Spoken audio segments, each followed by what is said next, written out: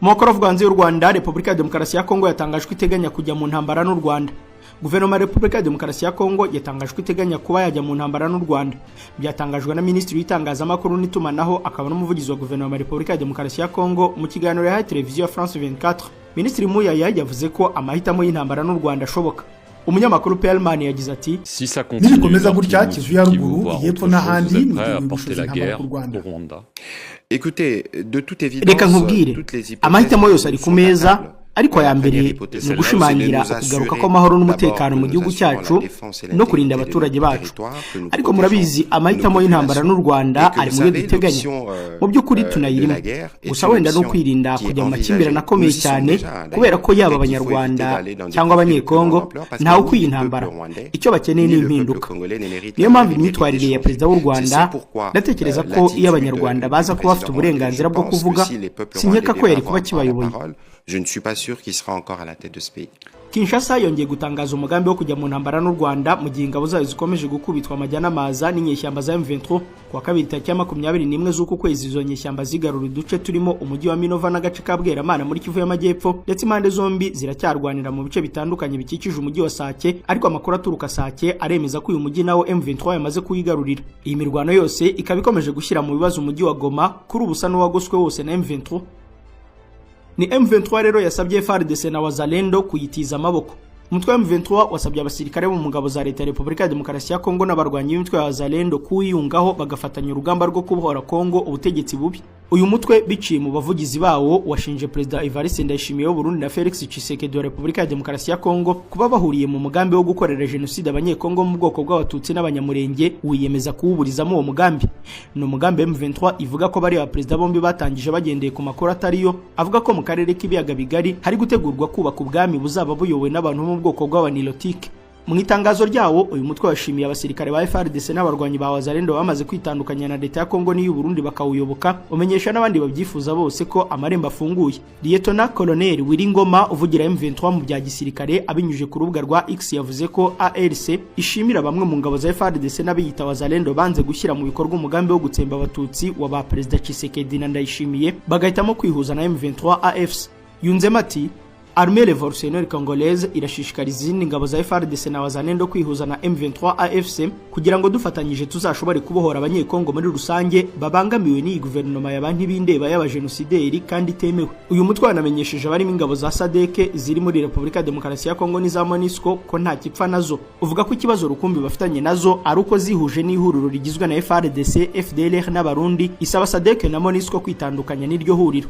M23 ivuze ibi nyuma y'iminsi mike yigarura uduce twa Minova na Bweramana two muri teritwari ya Karehe mu ntara Kivu y'Amajyepfo. Uyu mutwe uvuga ko ingabo za FARDC, FDLR n'u Burundi birukanywe muri turiya duce bagiteje ikibazo, kandi ukavuga ko wiyemeje kuzisanga iyo zituruka ukazazigeza kure. Turacyafite intego yo gufata Kinshasa. Corneille Nangaa wa AFC M23, Perezida w'ihuriro AFC ry'imitwe ya politike n'umutwe twaje intwaro wa M23 Corneille Nangaa yatangajwe intambara yabo igifite intego yo gukuraho ubutegetsi bwa Repubulika ya Demokarasi ya Kongo buri Kinshasa. Yabivuze mu gihe leta ya Kongo ifite impungenge ko abarwanyi ba M23 bashobora gufata umujyi wa Goma nyuma yuko bafashe centre ya Minova ku itariki ya 21 z'uku kwezi. Hari umusirikare wa FARDC waganiriye n'ikinyamakuru Libre cyo mu Bubiligi agitangariza ko bamaze gutsindwa intambara, gusa ngo icyo bari gukora ubu ni ukugerageza guca intege abarwanyi ba M23 aho kwisubiza ibice bambuwe. Yabwiye la Libre Belgique ati twatsinzwe intambara, ubu turi mu ntambara yo guca intege, twaratentebutse bigaragara rwose, turi kugerageza guca intege umwanzi uko dushoboye, ariko nta mpamvu tugifite. Abasirikare ntabwo bahembwa, nta ntwaro zihagije bafite, kandi bagaburirwa bike. Corneille Nangaa wa AFC M23 yasobanuye ko abarwanyi babo badahanganye n'ingabo za Kongo kuko ari abanyekongo bene wabo, ahubwo avuga ko bahanganye n'ingabo z'u Burundi n'umutwe w'iterabwoba wa FDLR bo bigaragara ko bagifite imbaraga. Ati ntabwo turi kurwanya abasirikare ba Kongo, ni abanyekongo nkatwe. Abanzi bacu bafite imbaraga ni ingabo z'u Burundi na FDLR. Perezida wa AFC kandi yasobanuye ko nubwo ingabo ziri mu butumwa bw'amahoro bw'umuryango w'abibumbye MONUSCO n'iz'umuryango w'Afrika y'Amajyepfo SADC ziri kubarwanya, nazo atari umwanzi wabo. Hari umwe mu baganga ukorera muri Bukavu ugaragaza ko mu gihe cya vuba M23 ishobora gufata uyu mujyi uherereye mu ntara Kivu y'Amajyepfo kuko ubutegetsi bw'iki gihugu budashyize umutima kuri iyi ntambara nubwo bubeshya abaturage ko bakwiye kubwizera. Umucuruzi wo mu mujyi wa Sake nawe yanenze Perezida Tshisekedi.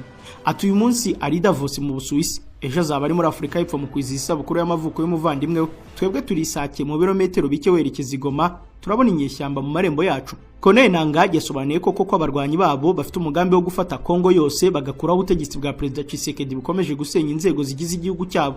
Ati intego yacu iracyari gufata Kinshasa, dushaka kubohora Kongo yose, dushaka kubaka igihugu tugakuraho iyi leta isa n'itariho, dushaka kubaka byose, igisirikare, polisi, ubutabera, imiyoborere, mbese biri kubura uyu munsi. Turi abanyekongo twashoje intambara kuri leta ya Kinshasa itubahiriza inshingano ifite ku banyekongo, ahubwo igakorera benshi mu baturanyi.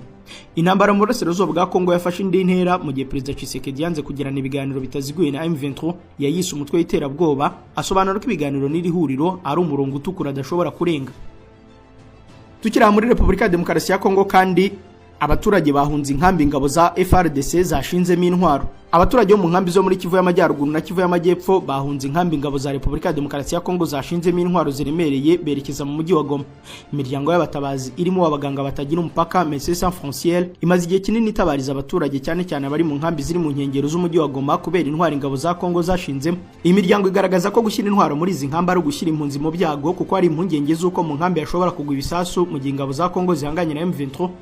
Umunyamakuru Ismail Matungulu yatangaje ko mu gihe umutwe wa M23 ugenzura ibice birimo Rumbishi na Minova muri teritwari ya Kalehe n'imisozi ikikije wa Sake, ingabo za Repubulika ya Demokarasi ya Kongo zashinze intwaro mu nkambi ya Kitembo muri teritwari ya Kalehe n'iyanzuro muri Masisi. Nkuko Matungulu yabisobanuye, aba baturage batewe ubwoba n'urusaku rw'izi ntwaro ziri mu nkambi zirasa mu bice bitandukanye bikigenzurwa na M23.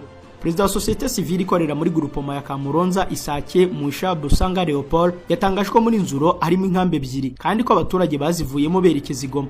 Abaturage bari mu bice bigenzurwa na M23 bo bizeye umutekano wabo kuko ubuyobozi bwayo bwabasezeranyije kubarinda. Abari ku ruhande rw'ingabo za Kongo bafite ubwoba ko umujyi wa Goma ushobora gufatwa cyane ko ibice biwukikije biri kugenzurwa n'uyu mutwe witwaje intwaro.